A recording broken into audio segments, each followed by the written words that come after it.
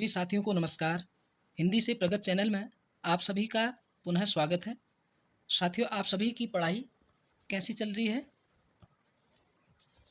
आशा करते हैं कि आप सभी का जो अध्ययन है वो सुचारू रूप से चल रहा होगा।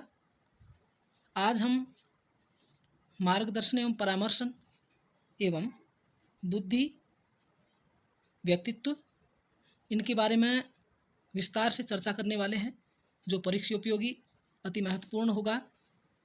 वीडियो में अंत तक बने रहेंगे तो निश्चित रूप से आप सभी को नए नए तथ्य मिलेंगे और परीक्षा में मददगार होंगे। चैनल में पहली बार है साथियों, चैनल को सब्सक्राइब, लाइक, शेयर ज़रूर कीजिएगा, जिससे कि आप सभी को नई नई वीडियो समय समय पर प्राप्त होते रहे और आप सभी को इसका लाभ हो। चलते हैं बिना देरी किए हुए पहले प्रश्न की ओर। पहला प्रश्न है, छात्रों को पढ़ाई में अच्छा करने में मदद करने का सबसे अच्छा तरीका कौन सा है? मार्गदर्शन और परामर्शन, दंड, कठोर और सख्त अनुशासन, उपयुक्त में से एक से अधिक या उपयुक्त में से कोई नहीं। बताइए, छात्रों को पढ़ाई में अच्छा करने में मदद करने का सबसे अच्छा तरीका कौन सा है? 4-5 विकल्प हैं आप सभी के सामने। बताना है आपको समुचित विकल्प कौन सा है इसमें। बताइए। सही विकल्प है साथियों, मार्गदर्शन और परामर्शन। छात्रों को पढ़ाई में अच्छा करने में मदद करने का सबसे अच्छा तरीका मार्गदर्शन और परामर्शन होगा। इसको आप ध्यान रख लेंगे। उसके बाद दूसरा प्रश्न है साथियों, विभिन्न सैद्धांतिक प्रणालियों से चुने गए सिद्धांतों, निष्कर्षों और तकनीकों को सम्मिलित करने और संयोजित करने वाले किसी भी परामर्श सिद्धांत या अभ्यास को कहा जाता है? गैर निर्देशात्मक परामर्श, निर्देशात्मक परामर्श, संकलनात्मक उपबोध या व्यावसायिक परामर्श, या उत्तर नहीं देना चाहिए? बताइए, सही उत्तर बताइए। 5 विकल्प आप सभी के सामने हैं। विभिन्न सैद्धांतिक प्रणालियों से चुने गए सिद्धांतों, निष्कर्षों और तकनीकों को सम्मिलित करने और संयोजित करने वाले किसी भी परामर्श सिद्धांत या अभ्यास को कहा जाता है। देखिए, जो प्रश्न है ये अति महत्वपूर्ण है। ऐसे ही प्रश्न परीक्षाओं में बार बार पूछे जा रहे हैं, तो बड़ी गंभीरता से, गहनता से, सतह से आप प्रश्न को समझेंगे, उत्तर की ओर आएंगे। बताइए, प्रश्न का उत्तर, सही उत्तर क्या है? सही उत्तर है साथियों, संकलनात्मक उपबोधन। विभिन्न सैद्धांतिक प्रणालियों से चुने गए सिद्धांतों, निष्कर्षों और तकनीकों को सम्मिलित करने और संयोजित करने वाले किसी भी परामर्श सिद्धांत या अभ्यास को कहा जाता है संकलनात्मक उपबोध। ठीक है। उसके बाद है, उपबोधन के लिए वह दृष्टिकोण जिसमें चिकित्सीय प्रक्रिया को परामर्शदाता द्वारा प्रासंगिक मानी गई विधि के द्वारा निर्देशित किया जाता है का नाम है? अनिर्देशात्मक उपबोधन, निर्देशात्मक उपबोधन, संकलनात्मक उपबोधन या व्यावसायिक परामर्शन, या उत्तर नहीं देना चाहिए? बताइए, सही उत्तर क्या है? सही उत्तर साथियों, निर्देशात्मक उपबोधन। ठीक है। निर्देशात्मक उपबोधन कहता है कि उपबोधन के लिए वह दृष्टिकोण जिसमें चिकित्सीय प्रक्रिया को परामर्शदाता द्वारा प्रासंगिक मानी गई विधि के द्वारा निर्देशित किया जाता है, तो निर्देशात्मक उपबोधन। ठीक है। उसके बाद अगला प्रश्न है साथियों, निम्नलिखित में से कौन सा मार्गदर्शन का एक उद्देश्य है? आपको बताना कि मार्गदर्शन का क्या उद्देश्य है। यह छात्रों को विद्यालय के दृष्टिकोण के प्रति बेहतर दृष्टिकोण विकसित करने में सहायता करता है, या यह बच्चों को स्कूल की परंपराओं और स्कूल के नियमों के अनुकूल होने में सहायता करता है, या इससे छात्रों को अपनी समस्याओं की पहचान करने में मदद मिलती है? उपरोक्त सभी। बताइए, निम्नलिखित में से कौन सा मार्गदर्शन का एक उद्देश्य है? 4 विकल्प हैं, सही उत्तर बताइए।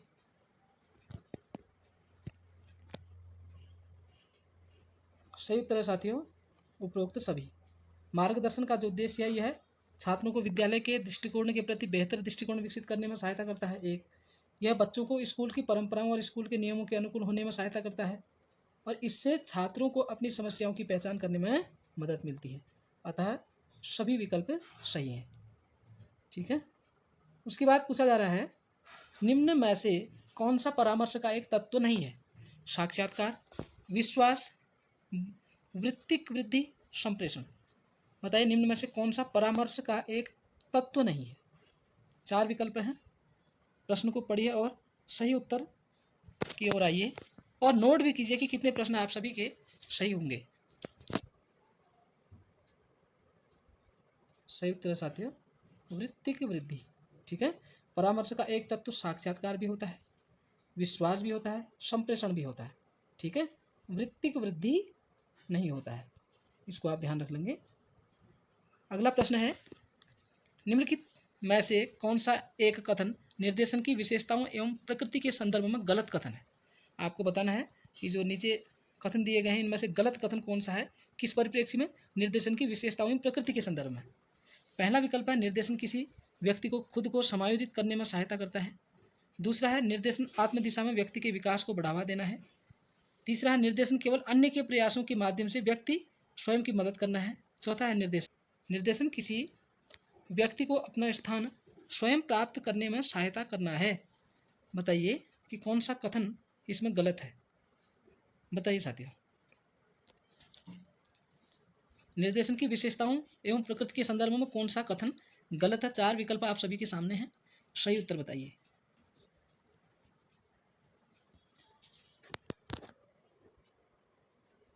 जो गलत कथन है साथियों वह है कि निर्देशन केवल अन्य के प्रयासों के माध्यम से व्यक्ति स्वयं की मदद करना है। ये गलत कथन है। निर्देशन किसी व्यक्ति को खुद को समायोजित करने में सहायता करता है, सही है। निर्देशन आत्म दिशा में व्यक्ति के विकास को बढ़ावा देता है, सही है, देना है, सही है। फिर निर्देशन किसी व्यक्ति को अपना स्थान स्वयं प्राप्त करने में सहायता करना है। ठीक है, तो तीसरा विकल्प सही नहीं है। परामर्श की एक विशेषता क्या नहीं है। आपको बताना है कि परामर्श की एक विशेषता क्या नहीं है। पहला विकल्प है पर्यावरण निर्माण, दूसरा है मुक्त अभिव्यक्ति का अवसर, तीसरा है परामर्शदाता की भागीदारी, चौथा है व्यक्तिगत साक्षात्कार। बताना है आपको परामर्श की एक विशेषता क्या नहीं है। बताइए, 4 विकल्प आप सभी के सामने हैं, सही उत्तर बताइए। जो प्रश्न है ये यूनिक है और ऐसे ही प्रश्न परीक्षाओं में पूछे जा रहे हैं और संभावना है कि जो एलटी का पेपर होना है उसमें भी ऐसे प्रश्नों की आने की प्रबल संभावना है। बताइए, परामर्श की विशेषता नहीं है। सही उत्तर साथियों व्यक्तिगत साक्षात्कार। पर्यावरण निर्माण है, मुक्त अभिव्यक्ति का अवसर है, परामर्शदाता की भागीदारी है, व्यक्तिगत साक्षात्कार नहीं है। ठीक है, इसके बाद है निम्नलिखित में से कौन सा कथन सत्य है। पहला विकल्प है मार्गदर्शन का अर्थ विद्यार्थियों को निर्देश देना है। दूसरा है मार्गदर्शन व्यक्तिगत एवं सामूहिक दोनों रूपों में दिया जा सकता है। तीसरा है परामर्श केवल सामूहिक रूप में दिया जा सकता है। चौथा है मार्गदर्शन कमजोर विद्यार्थियों को दिया जाता है। आपको बताना सत्य कथन कौन सा है। 4 विकल्प हैं, सभी विकल्पों को पढ़िए।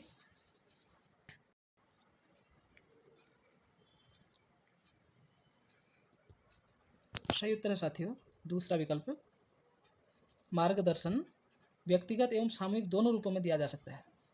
ठीक है, जो मार्गदर्शन है वो व्यक्तिगत और सामूहिक दोनों रूपों में दिया जा सकता है। ठीक है, ये विकल्प सही है। उसके बाद है अगला अति महत्वपूर्ण प्रश्न है मनोवैज्ञानिक के अनुसार ... परामर्श सभी प्रकार की व्यक्तिगत स्थितियों को शामिल करता है जिसमें एक व्यक्ति को अपने और अपने पर्यावरण के साथ अधिक प्रभावी ढंग से समायोजित करने में सहायता मिलती है। पहला विकल्प है कार्ल रोजर्स, दूसरा है रॉबिन्सन, तीसरा है अच्छा, चौथा है एरिक्सन। बताइए सही उत्तर। मनोवैज्ञानिक के अनुसार ... परामर्श सभी प्रकार की व्यक्तिगत स्थितियों को शामिल करता है जिसमें एक व्यक्ति को अपने और अपने पर्यावरण के साथ अधिक प्रभावी ढंग से समायोजित करने में सहायता मिलती है। 4 विकल्प हैं, सही विकल्प बताइए। किसके अनुसार से ये कथन है। सही उत्तर है साथियों रॉबिन्सन ने कहा कि मनोवैज्ञानिक के अनुसार परामर्श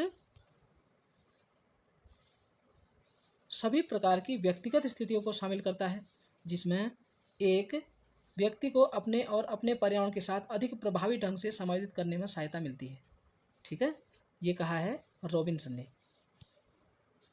इसके बाद है वह आधार जो किसी व्यक्ति के व्यवहार और प्रभाव को बड़े पैमाने पर उसके नज़रिए और दुनिया की समझ के बारे में मान्यताओं द्वारा निर्धारित किया जाता है। बताना है आपको। पहला विकल्प है संज्ञानात्मक व्यवहार थेरेपी, दूसरा है मनोविश्लेषणात्मक मनोचिकित्सा, तीसरा है मिलाऊ थेरेपी, चौथा है मॉडलिंग। बताइए। वह आधार जो किसी व्यक्ति के व्यवहार और प्रभाव को बड़े पैमाने पर उसके नज़रिए और दुनिया की समझ के बारे में मान्यताओं द्वारा निर्धारित किया जाता है। क्या कहते हैं इसे? 4 विकल्प हैं, 4 विकल्पों को पढ़िए और सही उत्तर बताइए।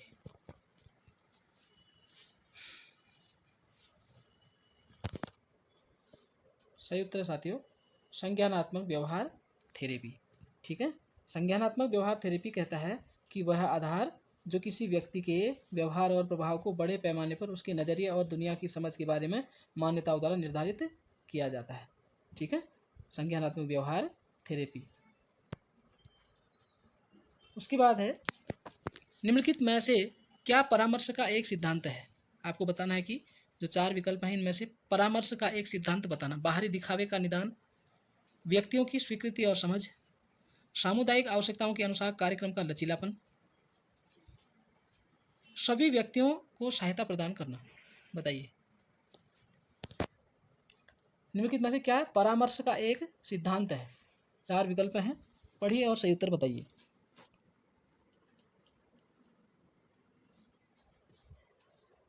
सही उत्तर है साथियों व्यक्तियों की स्वीकृति और समझ। ये परामर्श का एक सिद्धांत है। ठीक है, व्यक्तियों की स्वीकृति और समझ परामर्श का एक सिद्धांत है। उसके बाद निम्नलिखित में से कौन सा तरीका है जिससे कि शिक्षक विद्यालयी शिक्षा में विशेष आवश्यकताओं वाले बच्चों का मार्गदर्शन कर सकते हैं? अति महत्वपूर्ण प्रश्न है कि बताना है आपने कि निम्नलिखित में से कौन सा तरीका है जिससे कि शिक्षक विद्यालयी शिक्षा में विशेष आवश्यकताओं वाले बच्चों का मार्गदर्शन कर सकते हैं। पहला विकल्प है अधिक चुनौतीपूर्ण कार्य देना, दूसरा है अधिक परीक्षण देना, तीसरा है सहयोग और सुझाव देना, चौथा है अधिक गृह कार्य प्रदान करना। बताइए कौन सा तरीका है जिससे कि शिक्षक विद्यालयी शिक्षा में विशेष आवश्यकताओं वाले बच्चों का मार्गदर्शन कर सकते हैं? बताइए। सही उत्तर है साथियों सहयोग और सुझाव। ठीक है, निम्नलिखित में से सहयोग और सुझाव देना शिक्षक विद्यालयी शिक्षा में विशेष आवश्यकता बच्चे वालों को मार्गदर्शन कर सकते हैं। वो क्या कर सकते हैं? सहयोग, विशेष आवश्यकता वाले बच्चों को सहयोग कर सकते हैं, उनका सहयोग कर सकते हैं और अच्छा सुझाव दे सकते हैं। ठीक है, अगला प्रश्न है निम्नलिखित में से कौन सी ग्रहणशील परामर्श दृष्टिकोण की सीमा है? पहला विकल्प है इस परामर्श दृष्टिकोण की गत्यात्मक विशेषता को नियंत्रित करने के लिए अत्यधिक कुशल परामर्शदाताओं की आवश्यकता होती है। दूसरा विकल्प परामर्श का अधिक सुविधाजनक दृष्टिकोण, तीसरा है अत्यधिक प्रभावी और व्यावहारिक दृष्टिकोण, चौथा है परामर्श के अधिक लक्ष्य और समन्वित दृष्टिकोण। बताइए निम्नलिखित में से कौन सी ग्रहणशील परामर्श दृष्टिकोण की सीमा है? ग्रहणशील परामर्श दृष्टिकोण पूछा है, ये ध्यान रखिएगा। 4 विकल्प हैं, सही उत्तर बताइए।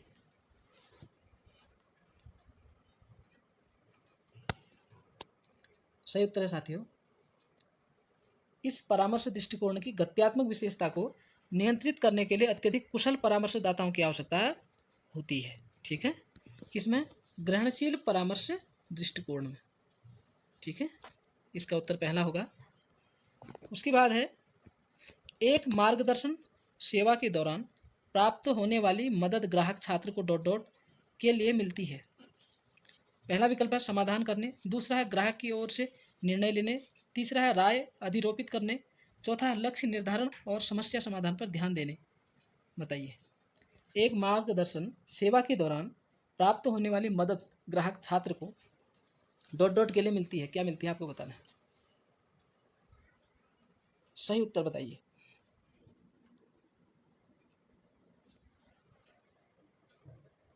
इसका सही उत्तर है साथियों लक्ष्य निर्धारण और समस्या समाधान पर ध्यान देना।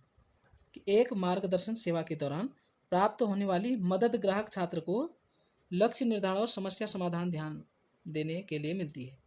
ठीक है, इसका विकल्प नंबर चौथा सही है। आगे चल रहे हैं। व्यक्तित्व का तात्पर्य व्यक्ति की उन आंतरिक तथा शारीरिक प्रवृत्तियों के गत्यात्मक संगठन से है जो उसे अपने वातावरण के प्रति सामंजस्य स्थापित करना सुनिश्चित करती है। यह परिभाषा निम्नलिखित में से किसकी है? ऑलपोर्ट, डैसियल या गिल्ड या जेम्स ट्रेवर? बताइए। अति महत्वपूर्ण प्रश्न है। ऐसे कथन पूछे जा रहे हैं, परिभाषाएं पूछी जाती हैं। आपको बताना है कि जो परिभाषा है ये किसकी है, बताइए। व्यक्तित्व का तात्पर्य व्यक्ति की उन आंतरिक तथा शारीरिक प्रवृत्तियों के गत्यात्मक संगठन से है जो उसे अपने वातावरण के प्रति सामंजस्य स्थापित करना सुनिश्चित करती है। ये परिभाषा किसकी है, बताइए। ये परिभाषा है साथियों ऑलपोर्ट की। ठीक है, ये ऑलपोर्ट ने कहा है कि व्यक्तित्व का तात्पर्य व्यक्ति की उन आंतरिक तथा शारीरिक प्रवृत्तियों के गत्यात्मक संगठन से है जो उसे अपने वातावरण के प्रति सामंजस्य स्थापित करना सुनिश्चित करती है। तो ये ऑलपोर्ट ने कहा है। फिर है अगला अति महत्वपूर्ण प्रश्न आ रहा है। व्यक्तित्व मानवीय गुणों का संगठित रूप है। यह कथन निम्नलिखित में से किसका है? Guilford, Dashiell, Allport, Woodworth? बताइए। व्यक्तित्व मानवीय गुणों का संगठित रूप है। 4 विकल्प हैं, सही उत्तर बताइए।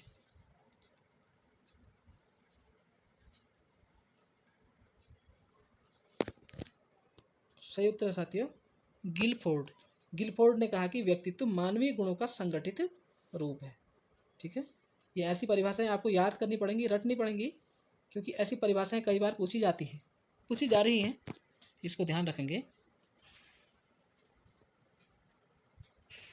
फिर है व्यक्तित्व का सृजन इड, ईगो, सुपर ईगो इन 3 तत्वों के आधार पर होता है। यह कथन यह किस प्रकार का दृष्टिकोण है? व्यक्तित्व का सृजन इड, ईगो, सुपर ईगो इन 3 तत्वों के आधार पर होता है। यह किस प्रकार का दृष्टिकोण है? समाजशास्त्री, मनोविश्लेषणात्मक, दार्शनिक या मनोवैज्ञानिक? बताइए। किस मनोवैज्ञानिक ने कहा कि व्यक्तित्व इड, ईगो और सुपर ईगो 3 तत्वों के आधार पर होता है? सही उत्तर है साथियों मनोविश्लेषणात्मक फ्राइड ने कहा है इड, ईगो और के 3 प्रकार। व्यक्तित्व के विकास के निम्नलिखित में से किन गुणों का विकसित होना अनिवार्य है? पहला विकल्प है शारीरिक गुण, दूसरा है मानसिक गुण, तीसरा संवेगात्मक गुण, चौथा है उपयुक्त सभी। बताइए। व्यक्तित्व के विकास के निम्नलिखित में से किन गुणों का विकसित होना अनिवार्य है? कौन से गुण ऐसे होने चाहिए जिससे कि व्यक्तित्व का विकास होता है? शारीरिक गुण, मानसिक गुण, संवेगात्मक गुण, उपयुक्त सभी? बताइए सही उत्तर। उपयुक्त सभी। शारीरिक गुण भी होने चाहिए, मानसिक गुण भी होने चाहिए और संवेगात्मक गुण भी होने चाहिए। ठीक है, उसके बाद है उत्तम शारीरिक विकास है तो सामूहिक शिक्षा में व्यक्तिगत आवश्यकताओं की पूर्ति का ध्यान होना चाहिए। यह कथन किसका है? क्रो एंड क्रो का, डैसियल का या गिलफोर्ड का या ऑलपोर्ट का? बताइए। ये किसने कहा है कि उत्तम शारीरिक विकास हेतु सामूहिक शिक्षा में व्यक्तिगत आवश्यकताओं की पूर्ति का ध्यान होना चाहिए? बताइए, कथन बताइए। साथियों नोट भी कीजिए कि कितने प्रश्न आप सभी के सही हो रहे हैं और आपका जो अध्ययन है वो किस दिशा में है, इससे पता लगेगा आपको। ये कथन है साथियों क्रो एंड क्रो का। क्रो एंड क्रो ने कहा कि उत्तम शारीरिक विकास हेतु सामूहिक शिक्षा में व्यक्तिगत आवश्यकताओं की पूर्ति का ध्यान होना चाहिए। उसके बाद है व्यक्तित्व के गुणों का विश्लेषण सर्वप्रथम किसने किया? अति महत्वपूर्ण प्रश्न है साथियों। व्यक्तित्व के गुणों का विश्लेषण सर्वप्रथम किसने किया? Woodworth, Allport, Neumeyer, James Drever? बताइए कि व्यक्तित्व के गुणों का विश्लेषण सर्वप्रथम किसने किया? इसका सही उत्तर है साथियों ऑलपोर्ट ने व्यक्तित्व के गुणों का विश्लेषण सर्वप्रथम किया था। अति महत्वपूर्ण है, इसको ध्यान रखेंगे। उसके बाद है ऑलपोर्ट ने शब्दकोश में व्यक्तित्व संबंधी कितने गुणों की खोज की? 4500, 4600, 4700, 4800? देखिए जो प्रश्नों की श्रृंखला हम आप सभी के सामने, आप सभी के सम्मुख लाने का जो प्रयास किया है वो अति महत्वपूर्ण प्रश्नों की श्रृंखला है जो परीक्षा उपयोगी है। तो निश्चित रूप से प्रश्नों में गंभीरता है, सार गर्भिता है, तो आपको ध्यान से प्रश्न को पढ़ना है, उसके विकल्प देखने हैं, पढ़ने हैं, उसके बाद सही उत्तर बताना है। बताइए। सही उत्तर है साथियों 4500।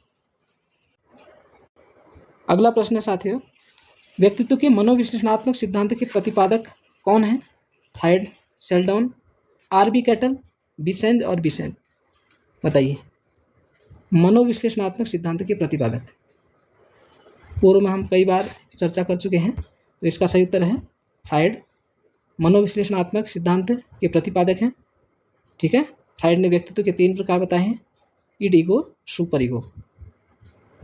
फिर है व्यक्तित्व के रचना सिद्धांत के प्रतिपादक निम्नलिखित में से कौन है? सेल्डन, फ्रायड, कैटल, बिसेंज और बिसेंज। रचना सिद्धांत के प्रतिपादक बताने हैं आपने, व्यक्तित्व के रचना सिद्धांत के प्रतिपादक। साथियों इसका उत्तर है सेल्डन।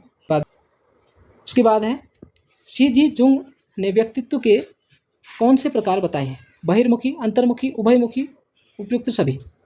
बताइए जुंग ने व्यक्तित्व के कितने प्रकार बताए हैं साथियों?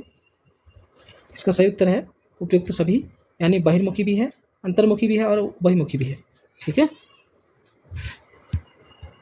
फिर है बुद्धिलब्धि के आधार पर किस मनोवैज्ञानिक ने व्यक्तित्व के प्रकार बताए हैं? बुद्धिलब्धि के आधार पर, प्रश्न को ध्यान से पढ़ेंगे। बुद्धिलब्धि के आधार पर किस मनोवैज्ञानिक ने व्यक्तित्व के प्रकार बताए हैं? पहला विकल्प है सेल्डन, दूसरा है टर्मन, तीसरा है सी जी जुंग, चौथा है क्रैचमर। बताइए, अति महत्वपूर्ण प्रश्न है, प्रश्न को पढ़िए और सही उत्तर बताइए। बुद्धिलब्धि के आधार पर किस मनोवैज्ञानिक ने व्यक्तित्व के प्रकार बताए हैं? ऐसे प्रश्नों के आने की प्रबल संभावना होती है। सही उत्तर है साथियों टर्मन ने बुद्धिलब्धि के आधार पर व्यक्तित्व के प्रकार बताए हैं। ठीक है, उसके बाद है शारीरिक रचना के आधार पर निम्नलिखित में से किसने व्यक्तित्व प्रारूप बतलाए हैं? ठीक है, शारीरिक रचना के आधार पर निम्नलिखित में से किसने व्यक्तित्व प्रारूप बतलाए हैं, यानी व्यक्तित्व के प्रकार बताए हैं? क्रैचमर, टर्मन, वुडवर्थ, सेल्डन। बताइए सही उत्तर साथियों क्रैचमर। ठीक है, क्रैचमर ने शारीरिक रचना के आधार पर व्यक्तित्व के प्रारूप यानी व्यक्तित्व के प्रकार बताए हैं, क्रैचमर ने। ठीक है, उसके बाद है द वेराइटीज ऑफ टेम्परमेंट नामक पुस्तक का लेखक निम्नलिखित में से कौन है? W.H. Sheldon, C G Jung, E.L. Thorndike, H.C. Warren. बताइए ये जो पुस्तक का नाम दिया है, इस पुस्तक के लेखक कौन है? इसके लेखक है साथियों W.H. सेल्डन ने पुस्तक लिखी है। ठीक है, उसके बाद चल रहे हैं आगे प्रश्न की ओर। राजनीतिक नेता, व्यापारी, अभिनेता व खिलाड़ी निम्नलिखित में से किस व्यक्तित्व प्रकार में आते हैं? अंतर्मुखी, बहिर्मुखी, उभयमुखी, उपयुक्त में से कोई नहीं। बताना आपको कि राजनीतिक नेता, व्यापारी, अभिनेता, खिलाड़ी, यह साथियों बहिर्मुखी व्यक्तित्व के अंतर्गत आते हैं। उसके बाद है अंतर्मुखी व्यक्तियों की विशेषताएं निम्नलिखित में से कौन सी हैं? कम बोलने वाले एवं लज्जाशील, आत्मचिंतन की प्रवृत्ति, अच्छे लेखक होते हैं लेकिन अच्छे वक्ता नहीं होते, उपयुक्त सभी। बताइए अंतर्मुखी व्यक्तियों की विशेषताएं, जो अंतर्मुखी व्यक्तित्व के लोग होते हैं उनकी विशेषता क्या होती है? साथ ही वो कम बोलने एवं लज्जाशील, आत्मचिंतन की प्रवृत्ति होती है, अच्छे लेखक होते हैं लेकिन अच्छे वक्ता नहीं होते हैं। ये ध्यान रखना, इसका उत्तर जो है उपयुक्त सभी है। उसके बाद है बहिर्मुखी व्यक्तियों की विशेषताएं निम्नलिखित में से कौन सी हैं? ध्यान सदैव बाह्य समाज की ओर, आक्रामक, अहमवादी एवं अनियंत्रित, धारा प्रवाह बोलने वाले, मित्रों जैसा व्यवहार करने वाले, उपयुक्त सभी। बताइए बहिर्मुखी व्यक्तियों की विशेषताएं कि बहिर्मुखी व्यक्तित्व की विशेषताएं क्या होती हैं? बताइए सही उत्तर साथियों उपयुक्त सभी, यानी ध्यान सदैव बाह्य समाज की ओर होता है, आक्रामक, अहमवादी एवं अनियंत्रित होते हैं, धारा प्रवाह बोलने वाले तथा मित्रों जैसा व्यवहार करने वाले हैं।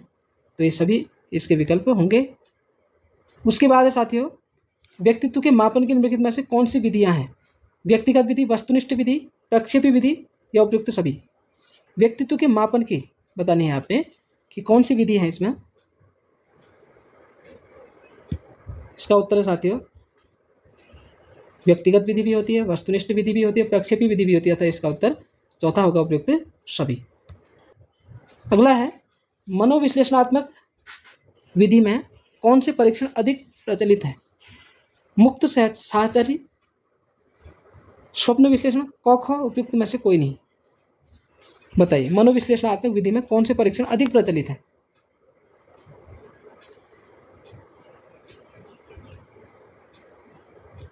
इसका उत्तर है साथियों क ख यानी मुक्त साहचर्य भी है और स्वप्न विश्लेषण विधि भी है। किसमें? मनोविश्लेषणात्मक विधि में परीक्षण अधिक प्रचलित। उसके बाद है मनोविश्लेषण विधि किस प्रकार के व्यक्तियों के व्यक्तित्व का विश्लेषण करती है? सामान्य, असामान्य, क ख उपयुक्त में से कोई नहीं। बताइए मनोविश्लेषण विधि किस प्रकार के व्यक्तियों के व्यक्तित्व का विश्लेषण करती है? 4 विकल्प हैं, सही विकल्प बताइए। सही विकल्प है साथियों असामान्य। मनोविश्लेषण विधि असामान्य व्यक्तियों के व्यक्तित्व का विश्लेषण करती है। ठीक है। उसके बाद है प्रासंगिक बोध परीक्षण यानी टीएटी निम्नलिखित में से किस विधि के अंतर्गत आता है? व्यक्तिगत, वस्तुनिष्ठ, प्रक्षेपक, उपयुक्त में से कोई नहीं। बताइए टीएटी प्रासंगिक बोध परीक्षण किस विधि के अंतर्गत आता है, आपको बताना है। प्रक्षेपण विधि। ठीक है। फिर है प्रासंगिक बोध परीक्षण के प्रतिपादक कौन है? आपको बताना है कि प्रासंगिक बोध परीक्षण के प्रतिपादक कौन है। पहला विकल्प है मॉर्गन तथा मरे, दूसरा गाल्टन, तीसरा हर्मन रोसा, चौथा है डियरबॉर्न। बताइए सही उत्तर साथियों मॉर्गन तथा मरे। ठीक है। उसके बाद है प्रासंगिक बोध परीक्षण में व्यक्तित्व मापन हेतु कितने चित्र प्रयुक्त किए जाते हैं? 10, 15, 20, 25। बताइए कितने चित्र प्रयुक्त किए जाते हैं? सही उत्तर है साथियों 20 चित्र प्रयोग किए जाते हैं। किसमें? प्रासंगिक बोध परीक्षण में व्यक्तित्व मापन हेतु। ठीक है। अगला है रोर्सा स्याही के धब्बे वाला परीक्षण निम्नलिखित में से किस मनोवैज्ञानिक ने प्रतिपादित किया? मॉर्गन तथा मरे, गाल्टन, हर्मन रोर्सा या डियरबॉर्न। बताइए रोर्सा स्याही के धब्बे वाला परीक्षण निम्नलिखित में से किस मनोवैज्ञानिक ने प्रतिपादित किया? सही उत्तर है साथियों हर्मन रोर्सा। ठीक है। हर्मन रोर्सा ने रोर्सा स्याही के धब्बे वाला परीक्षण का प्रतिपादन किया था। ठीक है। आगे चल रहे हैं। सन 1860 में किसने यह सिद्ध किया था कि व्यक्तियों में उच्च बौद्धिक योग्यताएं उनके वंशानुक्रम का परिणाम होती हैं? आपको बताना है कि सन 1860 में किसने यह सिद्ध किया था कि व्यक्तियों में उच्च बौद्धिक योग्यताएं उनके वंशानुक्रम का परिणाम होती हैं? गाल्टन, टाइलर, युंग, ड्यूबी। बताइए सही उत्तर बताइए। इसका सही उत्तर है साथियों गाल्टन। 1860 में कि व्यक्तियों में उच्च बौद्धिक योग्यताएं उनके वंशानुक्रम का परिणाम होती है। वंशानुक्रम। ठीक है। उसके बाद है बुद्धि कार्य करने की एक विधि है। यह कथन है वुडवर्थ, टर्मन, वुड्रो या डिपरबॉर्न। बताइए बुद्धि कार्य करने की एक विधि है, ये कथन किसका है? ऐसे कथन बार बार परीक्षाओं में आ रहे हैं साथियों, ये आपको याद करने ही पड़ेंगे। 4 विकल्प हैं, सही विकल्प बताइए। सही विकल्प है साथियों वुडवर्थ। वुडवर्थ ने कहा था कि बुद्धि कार्य करने की एक विधि है। ठीक है। फिर है बुद्धि पहचानने तथा सीखने की शक्ति है। यह कथन किसका है? गिली, गाल्टन, बिने, बर्ट। बताइए कि बुद्धि पहचानने तथा सीखने की शक्ति है, यह कथन किसका है? यह कथन है साथियों गाल्टन का।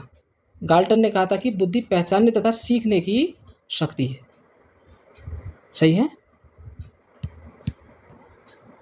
फिर है अमूर्त वस्तुओं के विषय में सोचने की योग्यता बुद्धि है। यह कथन किसका है? बताइए।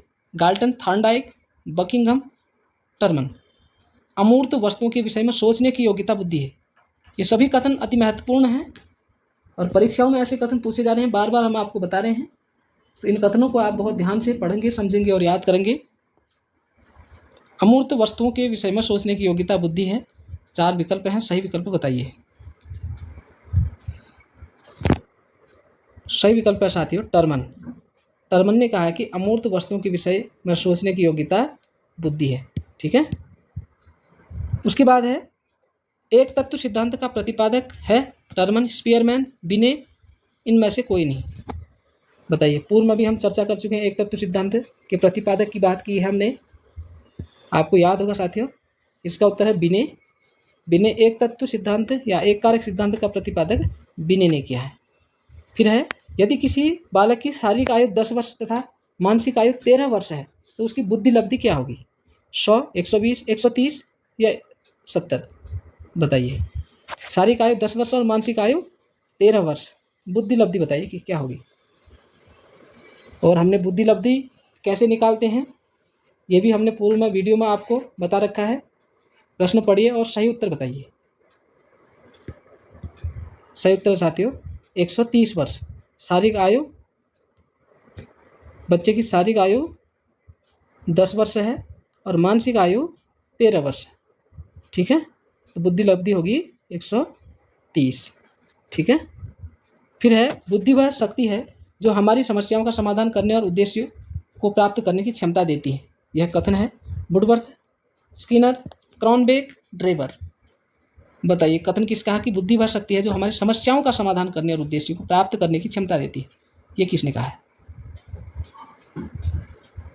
बताइए कथन किसका है?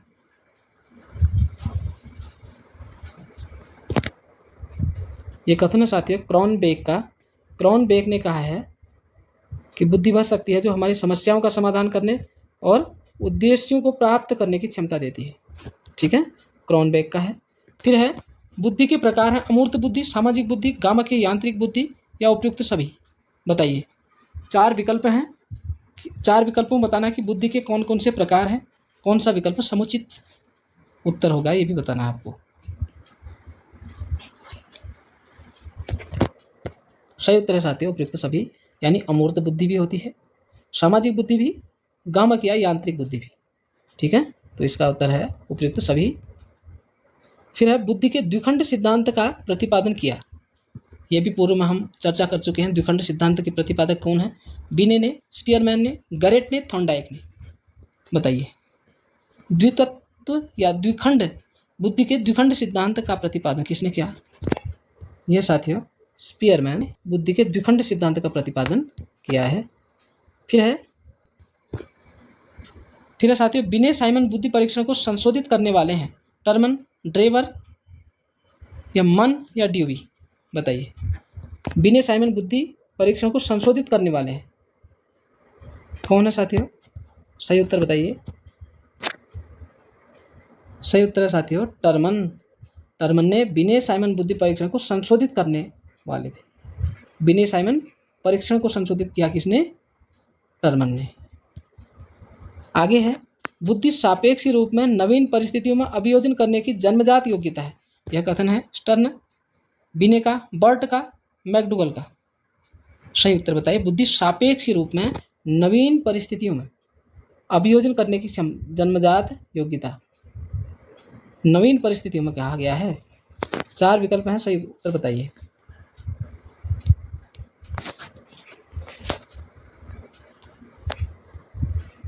सही उत्तर साथियों बर्ट। ठीक है, बर्ट ने कहा है कि बुद्धि सापेक्ष रूप में नवीन परिस्थिति में अभियोजन करने की जन्मजात योग्यता है। ठीक है, बर्ट सही उत्तर होगा। फिर है, थॉर्नडाइक के अनुसार बुद्धि है अमूर्त, मूर्त, ज्ञान या उपयुक्त सभी। बताइए। थॉर्नडाइक के अनुसार से बुद्धि है। थॉर्नडाइक ने बुद्धि के किस प्रकार को स्वीकार किया है, कौन से प्रकार को स्वीकार किया है बताना है आपने। ये प्रश्नों की श्रृंखला अति महत्वपूर्ण है। आप बताइए कि कितने प्रश्न आप सभी के सही हो रहे हैं। निश्चित रूप से परीक्षा में लाभ मिलने वाला है आप सभी को। सही उत्तर है साथियों अमूर्त बुद्धि। थॉर्नडाइक के अनुसार से अमूर्त बुद्धि मानी गई है। उसके बाद है साथियों, एक कारक सिद्धांत के समर्थक हैं, आपको बताना है। पूर्व में हम बार बार चर्चा कर चुके हैं। आपको बताना कि एक कारक सिद्धांत के समर्थक हैं बिने, टर्मन, स्टर्न, बिने, Garrett, Thorndike, Terman, cattle, Spearman. उपयुक्त में से कोई नहीं। एक कारक सिद्धांत के समर्थक है। 4 विकल्प हैं, सोच समझ के उत्तर सही उत्तर की ओर आइए। एक कारक सिद्धांत साथियों बिने, टर्मन, स्टर्न का। ठीक है, एक कारक सिद्धांत है बिने, टर्मन और स्टर्न। ठीक है, उसके बाद बुद्धि को मापने के लिए बुद्धि लब्धि का आविष्कार किसने किया था? टर्मन, बिने, मोरे, नन। बताइए। बुद्धि को मापने के लिए बुद्धि लब्धि का आविष्कार किसने किया था? अति महत्वपूर्ण है। ये क्या था साथियों? टर्मन ने। ठीक है, बुद्धि लब्धि का आविष्कार टर्मन ने किया था। फिर अब बुद्धि लब्धि IQ निकालने का सूत्र, बुद्धि लब्धि बराबर मानसिक आयु बटा वास्तविक आयु गुणा 200। बुद्धि लब्धि बराबर वास्तविक आयु बटा मानसिक आयु। फिर अब बुद्धि लब्धि बराबर मानसिक आयु बटा वास्तविक आयु गुणा 100। फिर अब बुद्धि लब्धि बराबर वास्तविक आयु बटा मानसिक आयु गुणा 100। सही उत्तर बताइए। बुद्धि लब्धि IQ निकालने का सूत्र पूर्व में हम विस्तार से चर्चा कर चुके हैं आप सभी के सामने। तो सही उत्तर बताइए। सही उत्तर है साथियों, बुद्धि लब्धि मानसिक आयु बटा वास्तविक आयु गुणा 100। ठीक है, ये बुद्धि लब्धि निकालने का सूत्र है। मानसिक आयु बटा वास्तविक, ठीक है, गुणा 100। ठीक है, पूर्व में चर्चा कर चुके हैं विस्तार से। फिर है टर्मन मैरिल स्केल का नाम किसने रखा? टर्मन ने और मैरिल ने, साइमन ने, थॉर्नडाइक ने। टर्मन मैरिल स्केल का नाम बताइए। 4 विकल्प हैं, सही उत्तर बताइए।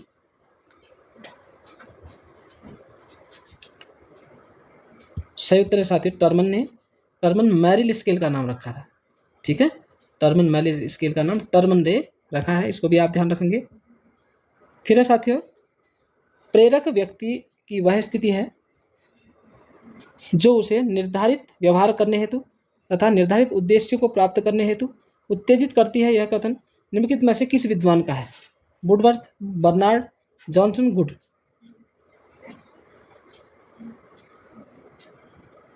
यह साथियों वुडवर्थ ने कहा है कि जो प्रेरक है व्यक्ति की वह स्थिति है जो उसे निर्धारित व्यवहार करने हेतु तथा निर्धारित उद्देश्य को प्राप्त करने हेतु उत्तेजित करती है।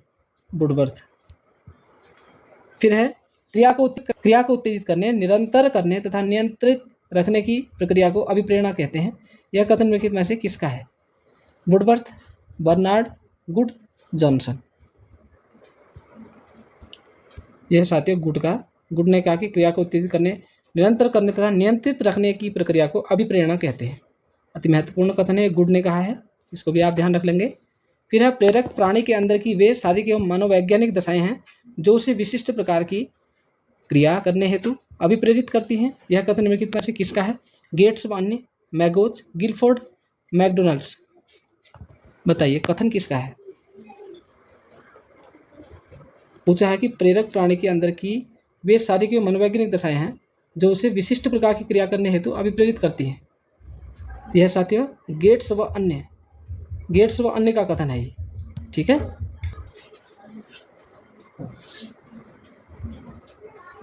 तो साथियों आज आपने बुद्धि, व्यक्तित्व, अभिप्रेरणा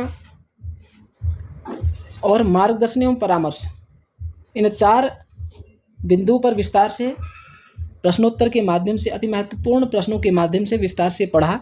निश्चित रूप से आप सभी को वीडियो से लाभ हुआ होगा। कितने प्रश्न आप सभी के सही हुए हैं कमेंट बॉक्स में ज़रूर कमेंट कीजिएगा। और यदि आपको इस वीडियो की PDF प्राप्त करनी है तो डिस्क्रिप्शन बॉक्स में जाकर ग्रुप ज्वाइन कीजिएगा, जहां से आपको ये PDF निःशुल्क प्राप्त हो सकती है। वीडियो में बने रहने के लिए बहुत बहुत धन्यवाद साथियों।